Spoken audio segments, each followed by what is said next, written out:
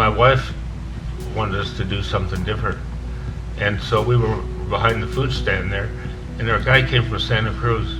He had a bunch of stuff at the park up there's a park there in Santa Cruz. And he said the best thing he had at this thing was this slide. It was unreal. I grossed everything there. So the next weekend, my buddy had a private plane, and we took that plane and flew up there, and I took pictures of it. There was a slide there, and then came back, and my father-in-law was in the grandstand business, so I had the scaffolding and everything. And we built a slide, took it to the Death's Orange show, and started there, the first slide. 1967. Well, I had an idea or a thought about why it's important for the younger generation to start coming to these types of conventions, just due to the fact that you learn so much from people who have started their business from the ground up, but also we as younger girls and boys, whatever, we can chime in and give people ideas with new and immersed technology, how to stay relevant on social media, just because we've grown up with that more than the first generation has.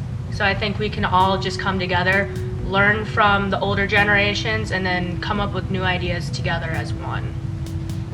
And I guess going off of that, like working in a 3-generation family business, it definitely has its challenges, but also it's super rare and special to be able to share, you know, not only your personal life but your working life with your family. And like, it's pretty cool to say that I still am working with my grandfather, and you know, he's not doing all the things he used to do, but he's still very much a part of the business, and we look to him as a mentor and, you know, ask him questions. And sometimes he kind of looks at us funny, like when we say, oh no, we need to take pictures for social media, we need to promote online, and kind of encouraging newer and innovative ideas. So it's good to bounce ideas off of each other. All I know is I was born and raised in the carnival industry. And my dad, I'll just tell you, my great-grandfather, he had wagons with horses around Little Rock, Arkansas, and he sold goods and stuff of that nature and hustled. And so my grandfather on my mother's side was from Arkansas, and he had a carnival. And my grandfather on my father's side was kind of a flim-flam man, and he hopscotched around. And he went to work for my mother's father, and he called my dad, and we live in South Louisiana, a little town called Kaplan, Louisiana, and he said, son, he said, I got a job for you. I'm working for a carnival man, and he's a good man. That was the grandfather on my mother's side. And so my dad hitchhiked from, because he was poor, dirt poor, hitchhiked from Kaplan, Louisiana to Ball Knob, Arkansas, right outside Little Rock, and he went to work for my grandfather on my mother's side. You know, a lot of fun when you're young. It's pretty much every kid's dream when your family owns a carnival and you could ride all the rides for as long as you want, all day, eat all the cotton candy you want.